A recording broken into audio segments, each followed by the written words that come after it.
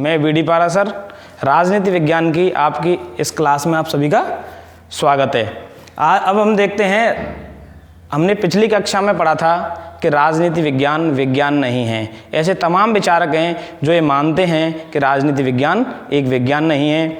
दूसरी तरफ हम देखते हैं कि विचारकों का एक ऐसा धड़ा है, कुछ ऐसे विद्वान हैं जो राजनीति विज्ञान को एक सर्वोच्च विज्ञान मानते हैं। वो ये कहते हैं राजनीति विज्ञान एक महत्वपूर्ण विज्ञान है।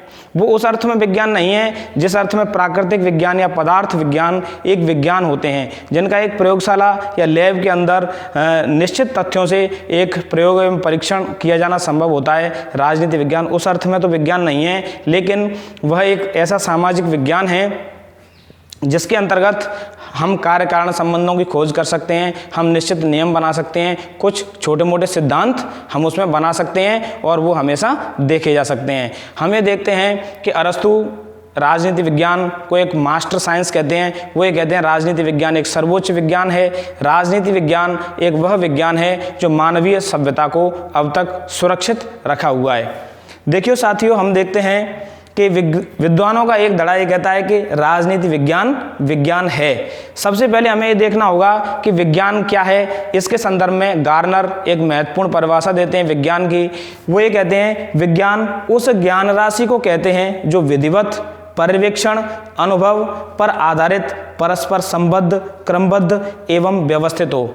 अर्थात उनकी परिभाषा में हम देखते हैं कि विज्ञान वह है जो एक पर्यवेक्षण पर आधारित हो, जिसका परीक्षण किया गया हो, एक क्रमबद्ध तरीके से हो, एक व्यवस्थित तरीके से हो, और हमने जो रिसर्च की है उस रिसर्च में वह विज्ञान कहा जाएगा जो तथ्यों से संबद्ध हो। हमने तथ्यों के आधार पर जो निष्कर्ष निकाले हैं वो निष्कर्ष हमें सटीक दिखाई दें और वो एक तरह से उन तथ्यों से प्रमाणित होते हों।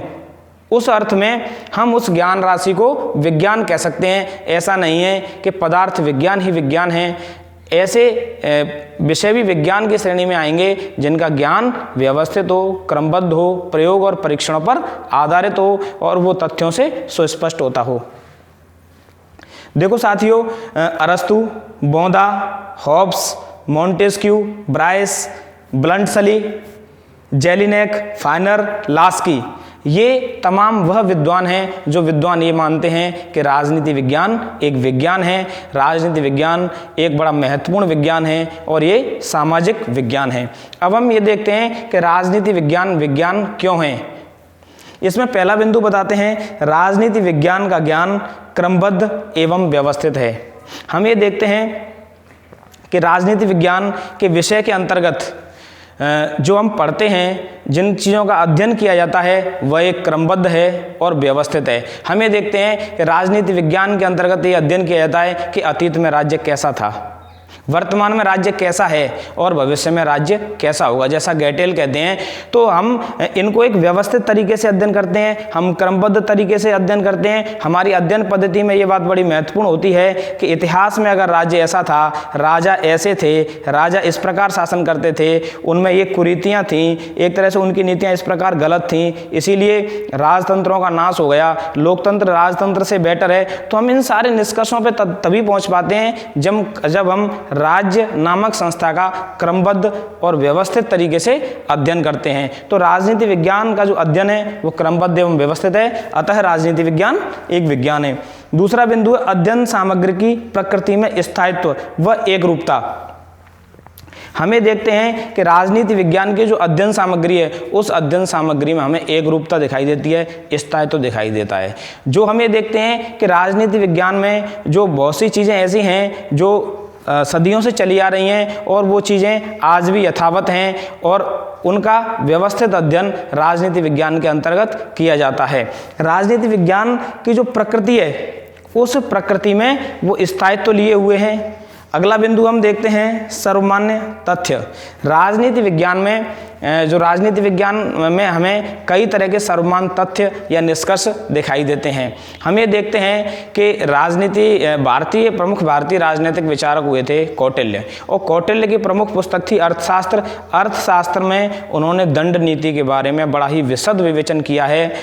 ये बड़ी आश्चर्य की बात है कि ईसा पूर्व का कोई ग्रंथ या विद्वान ऐसे निष्कर्ष निकाल सकता है जो हमें आज भी उतने ही प्रासंगिक दिखाई देते हैं, तो क्या वो निष्कर्ष सार्वभौमिक नहीं कहे जा सकते?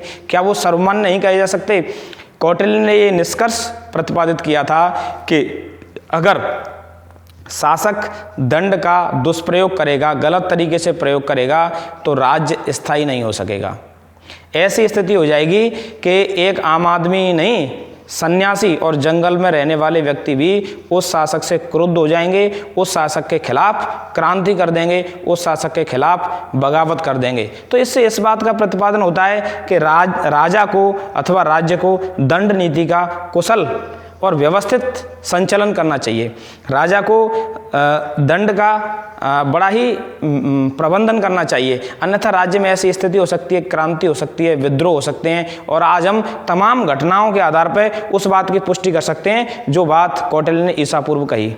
हमें देखते हैं, अरस्तु कहते हैं कि असमानता क्रांतियों का जनक है। क्रांतियों का अरस्तु ने बड़ा ही विशद विवेचन किया है कि क्रांतियों के क्या क्या कारण हो सकते हैं। उन्होंने सामान्य कारण और विशेष कारण बताए। हम देखते हैं वो अरस्तु के कारण आज भी उतने ही प्रासंगिक हमें दिखाई देते हैं। अरस्तु ने कहा था कि असमानता होगी तो वहाँ क्रांति होगी। आज भी हम देखते हैं कि असमानता क्रांतियों की बहुत बड़ी पोषक है, क्रांतियों को पैदा करने वाली है। इसीलिए शासक इन चीज़ों का अपनी शासन व्यवस्था के अंतर्गत बड़े ही महत्वपूर्ण ढंग से ध्यान रखते हैं।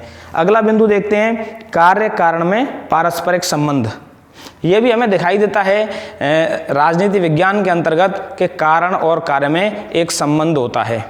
हम ये देखते हैं कि एक तरह से राजनीति विज्ञान पदार्थ विज्ञान तो है नहीं कि भौतिक विज्ञान या रसायन विज्ञान की तरह प्रयोगशाला में परीक्षण किया जा सके, क्योंकि उसमें तथ्य होते हैं और तथ्य निपट निर्जीव होते हैं और वो तथ्य अपरिवर्तनशील हैं, तो वो तो कभी चेंज होते नहीं हैं, तो उस रूप में तो परीक्षण नहीं किया जा सकता। लेकिन समाज विज्ञानों की तरह कार्य और कारण में हम पारस्परिक संबंध देख सकते हैं। जैसे हम ये देख सकते हैं कि एक शासक चुनाव जीतने के लिए जिस प्रकार से अच्छा शासन करता है, तो दूसरे शासक भी दूसरे राज्यों में या दूसरे प्रांतों में उनका अनुगमन करके वो शासक कहीं ना कहीं उस चुनाव परिणाम तक पहुंच सकते हैं, उस निष्कर्ष तक पहुंच सकते हैं। हम ये देखते हैं कि किसी देश में एक क्रांति होती है, उस क्रांति के कारणों का हम अध्ययन करते हैं और ये पाते हैं कि दूसरे देश में भी कहीं ना कहीं इन कारणों के होने पर क्रांति हो जाती है। तो कहीं ना कहीं हम ये देखते हैं कि कार्य और कारण का जो संबंध है वो हम राजनीति विज्ञान में देख लेते हैं। अगला बिंदु आता है पर्यवेक्षण तथा परीक्षण संभव। राजनीति विज्ञान में हम प्रयोग, परीक्षण और पर्यवेक्षण संभव होते हैं। जिस प्रकार राजनीति विज्ञान में शोध किए जाते हैं, शोधों में ये देखा जाता है कि जो तथ्य होते हैं उन तथ्यों का एक वैज्ञानिक क्रमबद्ध एवं व्यवस्थित परीक्षण राजनीति विज्ञान में किया जा सकता है। ये जो परीक्षण होते हैं ये पूरी तरह से एक वैज्ञानिक परीक्षण होते हैं और हम इसे विज्ञान मान सकते हैं। अगला बिंदु आता है भविष्यवाणी की क्षमता। देखो, राजनीति विज्ञान को जो विज्ञान नहीं मानने वाले विद्वान थे उनमें बर्क ने ये कहा था, हमें ध्यान करना होगा इस जगह, कि राजनीति विज्ञान में भविष्यवाणी करना मूर्खता है। लेकिन हम ये देखते हैं कि राजनीति विज्ञान के अंतर्गत भविष्यवाणी करने की क्षमता है। इसी अर्थ में ये विज्ञान है क्योंकि इसमें हम पूर्व तथ्यों के आधार पर सामान्य निष्कर्ष निकाल सकते हैं। हम ये देखते हैं कि इस संदर्भ में राजनीति विज्ञान एक वैसा ही विज्ञान है जैसे कि मौसम विज्ञान। मौसम विज्ञान में भी भविष्यवाणियाँ की जाती हैं। हो सकता है कि वो किसी न किसी रूप में थोड़ी बहुत 19-20 उनमें परिवर्तन आ जाए। जैसे मौसम विज्ञान में भविष्यवाणी की जाती है कि 21 तारीख को बरसात हो सकती है, लेकिन ये हो सकता है कि उस दिन बरसात नहीं हो या जिस बरसात की उम्मीद की थी उससे कम बरसात हो। उसी प्रकार राजनीति विज्ञान में भी भविष्यवाणियाँ की जा सकती हैं। कई बार चुनाव परिणाम हम देखते हैं कि जो एग्जिट पोल होते हैं, एग्जिट पोल जो परिणाम देते हैं उनसे कुछ ही कम ज़्यादा सीटें किसी राजनीतिक दल को मिलती हैं। हम तमाम ऐसे सिद्धांत निकाल सकते हैं, तमाम ऐसे निष्कर्ष निकाल सकते हैं कि जिनके आधार पर हम ये कह सकते हैं कि ये एक सर्वमान्य सिद्धांत है। हम ये देखते हैं कि दुनिया में तमाम तरह की शासन प्रणालियाँ हैं, फिर भी हम देखते हैं कि सभी शासन प्रणालियों में अगर हम सभी बिंदुओं और पैमानों के आधार पर आकलन करेंगे तो लोकतंत्र एक हमें सर्वश्रेष्ठ शासन प्रणाली के रूप में दिखाई देता है। इसमें कमियां हो सकती हैं, लेकिन उपलब्ध विकल्पों में लोकतंत्र एक सर्वोत्तम विकल्प के रूप में हमें दिखाई देता है।